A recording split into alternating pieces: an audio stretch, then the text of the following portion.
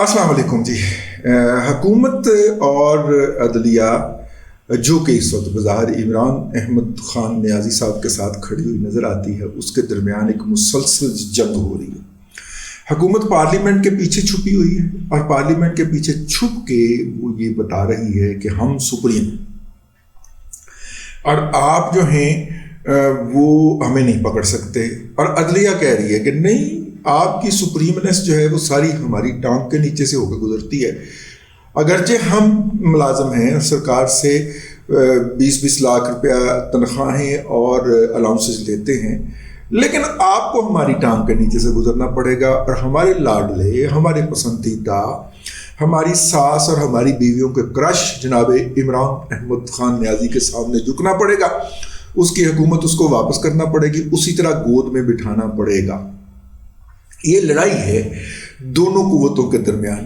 1997 کے اندر یہ ہوا تھا، 97-98 کے اندر جو پھٹا پڑا تھا جسٹس سجاد علی شاہ کا حکومت کے ساتھ. تو اس وقت جو سچویشن تھی اس وقت ملٹری اسٹیبلشمنٹ نے نیوٹرل ہونے کا فیصلہ کر لیا تھا. اور جب اپنا سجاد علی شاہ صاحب، ویسے ان کے اندر تھوڑی بہت شرم اور غیرت تھی، سجاد علی شاہ صاحب جو تھے انہوں نے فوج کو لکھا کہ یہ میں نے حکم دیا ہے اس کا اطلاق کر کے نواز شریف کی چھٹی کروائی جائے. تو وہ چیف آف آرمی اسٹاف کو خط لکھا تو انہوں نے سیکرٹری دفاع کو بھجوا دیا کہ جناب یہ مجھے خط آیا ہے تو حکومت جو اس پہ کرنا چاہتی ہے وہ کام کر لے. تو جب یہ خبر چھپوائی گئی کہ وہ خط جو ہے وہ حکومت کو بھجوا دیا گیا ہے، تو سجاد علی شاہ کے اندر غیرت تھی اور تھوڑی سی شرم اور حیا بھی باقی تھی. میں یہ نہیں کہہ رہا کہ موجودہ کے اندر نہیں ہے، لیکن میں کہہ رہا ہوں اس نے چپکے سے ریزائن کیا اور گھر چلا گیا. اگرچہ اس کا پھڈا چل رہا تھا، اندر اس کے مخالف ججز جو تھے تعداد میں اس سے بہت زیادہ ہو گئے ہوئے تھے. مطلب یہ وہ سجاد علی شاہ ہے نا جن کے دیکھ کے زرداری نے کہا ہوئے تو سپریم کورٹ پہنچ گیا، تمہیں تو سیشن جج نہ بنایا جائے.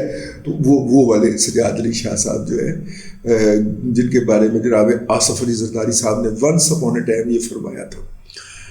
اب بھی صورتحال کم و بیش وہی لگتی ہے کہ اور اس صورت کے اندر جو ہے، لیکن درمیان میں ایک تبدیلی آ چکی ہوئی ہے. درمیان میں ایک تبدیلی یہ آئی ہے کہ جسٹس افتخار محمد چودھری کے جوڈیشل شاونزم کے باعث، جوڈیشل ایکٹیویزم جان بوجھ کے نہیں کہہ رہا، جوڈیشل شاونزم کے باعث ہماری عدلیہ نے وہ اختیارات بھی سمیٹ لیے ہیں یا اپنی گود میں رکھ لیے ہیں جو اس کے اختیارات ہیں ہی نہیں. یہ بھی ہم کریں گے، یہ بھی ہم کریں گے، ڈیم بھی ہم بنوائیں گے، ٹھیک ہے، سارا کچھ ہم کریں گے، ٹھیک. اور اس کے بعد جو ہے مطلب نسلا ٹاور بھی ہم گروائیں گے، ڈبل ٹوین ٹاور جو ہے ون کانسٹیٹیوشن ایونیو کے اوپر اس کو بھی ہم لیگلائز کریں گے. سی ڈی اے کا کام، سارے کام ہم کریں گے، کوئی ہمیں نہ روکے، کیونکہ ہم رشوت دے کے تو عدلیہ کے اندر بھرتی ہو گئے تھے، یا چاچے مامے دادے پردادے تائے کی وجہ سے ہم عدلیہ کا حصہ بن گئے، تو اس لیے اب ہمیں کوئی نہ روکے. یہ ہے پاکستان کی موجودہ عدلیہ کا اس وقت. نتیجے کے طور پہ حکومت نے ایک قانون انٹروڈیوس کروایا، اندھا دھند بگٹٹ دوڑے جا رہے تھے جناب چیف جسٹس حضرت قبلہ عمر اتاب بندیال صاحب جو تھے، وہ جسے کہنا چاہیے کہ دوڑے جا رہے تھے، خود پسندی یا خود اختیار کردہ اس کے تحت، سخت لفظ استعمال کرنے کو دل نہیں کر. تو اس کے لیے پہلا چیک دیا حکومت نے، پہلا چیک مارا، ٹھیک ہے، بریک لاؤ، پہلا سپیڈ بریکر بنایا. اور وہ سپیڈ بریکر تھا کہ جناب بینچ سازی جو ہے وہ کام جو ہے وہ اکیلے چیف جسٹس سے لے کے تو 3 سینئر موسٹ ججز کو دے دیا گیا. چیف جسٹس صاحب نے فوری طور پہ ایک عدالت بٹھائی اور اس عدالت کے تحت اس حکم کے اوپر حکم امتناعی، جس کو جو نافذ زبان ہے اس کے اندر اسٹے آرڈر جاری کرنا کہتے ہیں، وہ کر دیا ہم، ٹھیک ہے. اب جناب حکومت نے کہا ٹھیک ہے، پھر احتیاطی صحیح. اب جناب دوجا قانون آیا. اچھا، پہلے وہ جو پہلا قانون جو بنا تھا نا، اس قانون کے اطلاق کے اندر پہلے تو صدر علوی صاحب جو ہے وہ بیٹھ گئے اس کے اوپر. اور 15 دن صدر اس پہ بیٹھ سکتا ہے. پھر 15ویں دن صدر نے ایک لمبا سا والا پرنوٹ لگا کے اس کے اوپر کورنگ لیٹر لگا کے واپس بھیجا کہ یہ ہے. پھر پارلیمنٹ نے دوبارہ پاس کیا. پھر صدر صاحب 15 دن بیٹھے رہے اور 16ویں دن وہ 15 دن یا 20 دن 16ویں دن جا کے وہ اس سے اگلے دن وہ خود بخود نوٹیفائی کر دیا, حکومت نے نوٹیفیکیشن جاری کر دیا. لیکن ان دی مین وائل اسی اسنا میں سپریم کورٹ کا ہم خیال بینچ جو تھا اس کے اوپر اسٹے جاری کر چکا ہوا تھا. حکومت نے کہا کوئی بات نہیں, آگے چلتے ہیں. حکومت نے قانون پاس کیا جو کہ بنیادی طور پہ بار ایسوسیشنز کی اور بار کونسل کی بیسک ڈیمانڈ ہے کہ جناب ایک چیف جسٹس صاحب اٹھتے ہیں, وہ دیکھتے ہیں کہ نسلا ٹاور جو ہے وہ انلیگل ہے, وہ اس کو گرانے کا حکم دیتے ہیں. سٹی ڈسٹرکٹ گورنمنٹ کراچی جو ہے اس کے اندر ہیچر ویچر سے کام لیتی ہے. وہ بندہ وہ پایا پورا پانڈا ٹینڈا چوک کے جا کے تو سپریم کورٹ رجسٹری کراچی میں بیٹھ جاتا ہے اور کہتا گراؤ میرے سامنے. اچھا, اس کے اوپر بعض لوگ یہ بھی کہتے ہیں کہ کیونکہ موصوف کے صاحبزادگان جو ہیں وہ پراپرٹی کے کاروبار سے براہ راست وابستہ ہیں اور ان کی معاصرانہ چشمت تھی, یعنی کہ پروفیشنل رائولری تھی اس نیسلا ٹاور بنانے والی پارٹی کے ساتھ, تو انہوں نے کہا ابا جی ٹھا دیو, تو انہوں نے پھر ٹھا دیتا, گرا دیا اس کو. اب 350 فیملیز جو تھیں اس نیسلا ٹاور کے گرنے کے نتیجے کے اندر وہ اپنی عمر بھر کی جمع پونجی سے محروم ہو گئے.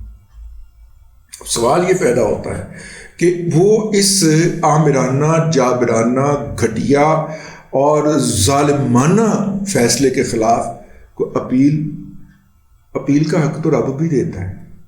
جتنا مرضی گناہ کر دیں, توبہ اور اپیل معافی, وہ اپیل کا حق تو اس نے ابلیس کو بھی دے رکھا ہے. اپیل کا حق تو رب بھی دیتا. آپ رب سے بھی بڑے ہو گئے گلزاری لال, جسٹس گلزار المعروف گلزاری لال نندا, تم رب سے بھی خود کو بڑا سمجھ بیٹھے. اب ان 350 لوگوں نے اپیل کر دی کہ جناب یہ سپریم کورٹ کا نے ہمیں بیٹھے بٹھائے سڑک پہ لا کے بٹھا دیا, ہماری ساری عمر کی جمع پونجی رول گئی. یہ بول جاؤ اس گال نو کہ بتر کا کاروبار بچانے کے لیے گلزار نے یہ کیا ہو, لیکن ان کے پاس اپیل ہے ہی نہیں. آمریت ہے, خدا سے بڑے ہیں یہ جج کہ انہوں نے جو فرما دیا وہ فرما دیا, اس کے خلاف کوئی اپیل ہی کوئی نہیں. نعوذ باللہ من ذالک. تو لہٰذا وہ اپیل کا حق دیا گیا کہ اگر کوئی چیف صاحب جو ہیں وہ کسی معاملے کے اوپر خود اختیار کردہ نوٹس لیتے ہیں, یعنی کہ 100 موٹر نوٹس لیتے ہیں اور اس پہ کوئی فیصلہ صادر کرتے ہیں, تو ان کے فیصلے کے خلاف ایک اپیل کی جا سکے گی. اسی طرح سپریم کورٹ کے حکم کے خلاف جو ہے وہ نظر ثانی کی جو اپیل ہوگی اس کا جو دائرہ کار ہے اس کو وسیع کر دیا گیا. ایک تو یہ ہے کہ وہی جج نہیں سنیں گے, پہلے ہوتا تھا کہ وہی جج سنیں گے, اب تو انہوں نے کہا جی وہی جج نہیں سنیں گے. نمبر 2, اپیل کے اندر نئے حقائق سامنے لائے جا سکتے ہیں, پہلے ہوتا تھا کہ انہی حقائق کے اوپر بات ہوگی. اچھا, نمبر 3, وکیل تبدیل کیا جا سکتا ہے, پہلے ہوتا تھا وہی وکیل کرے گا, ٹھیک ہے. پھر ایک اور بھی بات ہے کہ جناب اس کے اندر جو ہے وہ چلو میرے ذہن سے نکل گئی, کوئی گل نہیں. تو یہ زبانی جو باتیں یاد رہ جاتی ہیں, اصل خبر وہی ہوتی ہے جو آپ کو ایک دفعہ پڑھنے کے بعد زبانی یاد رہ جائے نا. اساتذہ کہتے ہیں کہ خبر وہ ہوتی, ٹھیک ہے. اب جناب وہ یہ سارا انہوں نے اس کا دائرہ کار وسیع کر دیا. ہاں, چوتھی بات یہ ہے کہ وہی جج حضرات جو ہے وہ نہیں سنیں گے, بلکہ ان کے ساتھ مزید جج شریک کیے جائیں گے, اور زیادہ مناسب ہوگا کہ یہ جج دوبارہ اس کو نہ سنیں, نظر ثانی کو. یہ بھی انہوں نے وسیع کر دیا. تو یوں جو تھا وہ جو ایک آمریت بنائی ہوئی تھی اپنی طرف سے, مطلب کہ خدائی قائم کی ہوئی تھی ان نام نہاد ججوں نے, اس نام نہاد لوگوں نے, جو کہ کسی رشتے کی وجہ سے, کسی تعلق کی وجہ سے, کسی خاص چیمبر کے اندر کام کرنے کی وجہ سے, بدقسمتی سے, اس ملک قوم کی ملت کی بدقسمتی کی وجہ سے یہ ہائی کورٹوں کے اور سپریم کورٹوں کے جج بن جاتے ہیں. انہوں نے جو قائم کی ہوئی تھی اس کے اندر ایک ہلکی سی سوئی چبھوئی ہے حکومت نے, بھلے اپنے مفادات کے لیے چبھوئی ہے لیکن چبھوئی ہی تو ہے. ہم جو عوام الناس جن کے لیے یہ سارا کچھ ڈرامہ ہے، ہم بیٹھے تاڑیاں مارنے سائڈ کے اوپر بیٹھے ہوئے. اینی ہاؤ، اب اس کے اوپر جو ہے سب سے پہلے جناب عبدالقیوم صدیقی نے بتایا کہ اب میاں نواز شریف جو ہے وہ اس کی اپیل جو ہے جو ان کی تاحیات نااہلی کے خلاف بار کونسلز نے بھی کر رکھی ہوئی ہے کہ کوئی سزا تاحیات نہیں ہو سکتی. ٹھیک ہے، دنیا کے قانون کی بیسک خلاف ورزی ہے، لیکن چونکہ عمران احمد خان نیازی کی محبت میں اور جناب نواز شریف صاحب کے بغض اور نفرت کے اندر انہوں نے ایک قانون آئین کو ری رائٹ کرنے کا ٹھیکہ لیا ہوا ہے. یہ جو 3 رکنی بینچ ہے خاص طور پہ، تو انہوں نے کرنا ہی کرنا تھا. ٹھیک ہے، تو لہٰذا اب نواز شریف صاحب کی اپیل ہو جاتی ہے. نواز شریف صاحب حماقت فرمائیں گے اگر وہ یہ اپیل کرتے ہیں، تو یہ جو 3 رکنی بینچ ہے یہ اپنی مرضی کا بینچ یہ اڑا دے گا اس ریویو کو. نہیں تو اس میں سے کئی لوگ تو ریٹائر ہو گئے ہوئے ہیں جنہوں نے وہ فیصلہ دیا تھا. اب نیا بینچ بنے گا، 8 اس کے بینچ ہے، 8 اس کے ججز اس کے ساتھ ہیں. ٹھیک ہے، وہ ان 8 میں سے بینچ بنا دے گا عمرتا بندیال، اور وہ ریجیکٹ کر کے اگلے دن ہی وہ ماریں گے، لکھا لکھایا فیصلہ لے کے آئیں گے جس طرح لے کے آتے ہیں. اور عدالت میں بیٹھ کے ایک بندے کو کہیں گے، دوسرے کو کہیں گے، پٹیشنر کے وکیل کو کہیں گے ہم تمہیں سنتے ہی نہیں ہیں، چلو ہم تمہیں سنتے ہی نہیں ہیں، چلو چلو چلو بات چلو. اور اس کے بعد 3 گھنٹے مسلسل بتوں کی طرح بیٹھ کے منہ میں گھنگڑیاں ڈال کے یہ لوگ سنیں گے اس کیس کو، اور کیس سننے کے بعد کہیں گے نواز شریف کنوکٹڈ، اور 250-300 صفحے کا فیصلہ جو ہے اگلے 15 منٹ کے اندر جاری بھی کر دیں گے، کیونکہ لکھ کے دیا گیا ہوگا، لکھ کے لے آئے ہوں گے. آہو، لاہور کے اندر اپر مال پہ ایک دفتر ہے جہاں پہ وہ فیصلہ لکھا جائے گا. میں آپ کو ایڈوانس میں بتا دیتا ہوں.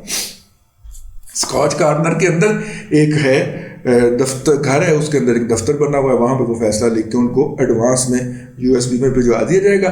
وہ اس کا نکالیں گے اور جاری کر دیں گے اوپر دستخط کر کے. تو کیا حرج ہے؟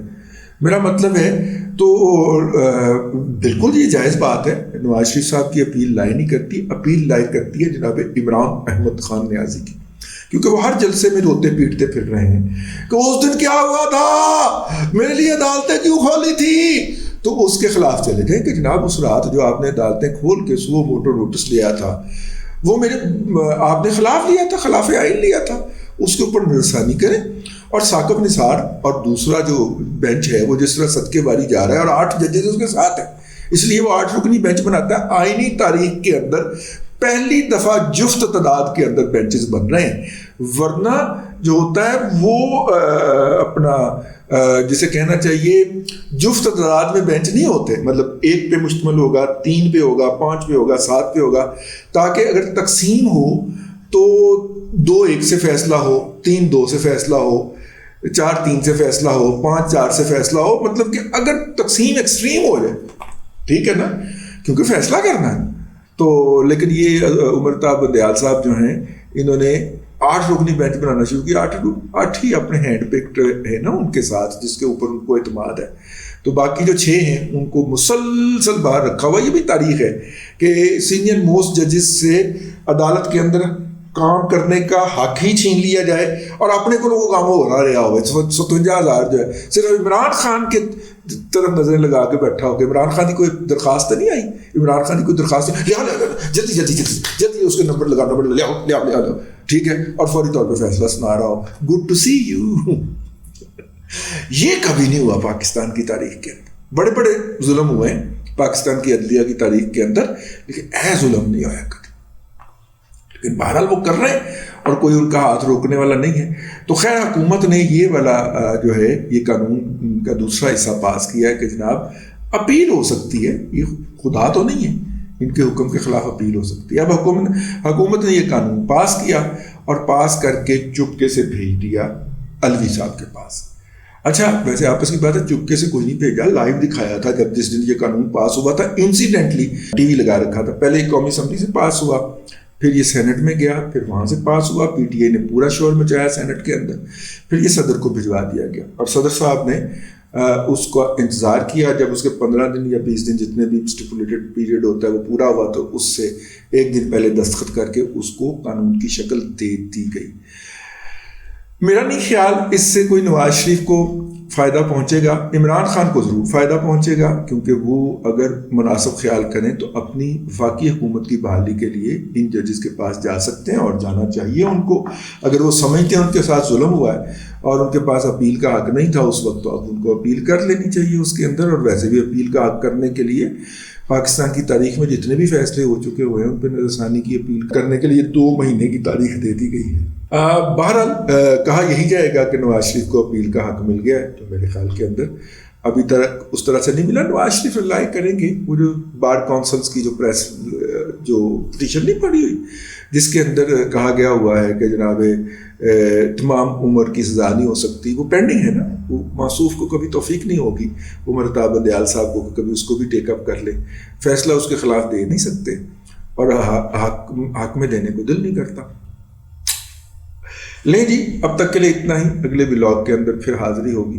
اللہ تبارک و تعالیٰ آپ کو آسانیاں عطا کرے اور آسانیاں خلق خدا میں تقسیم کرنے کی توفیق عطا کرے۔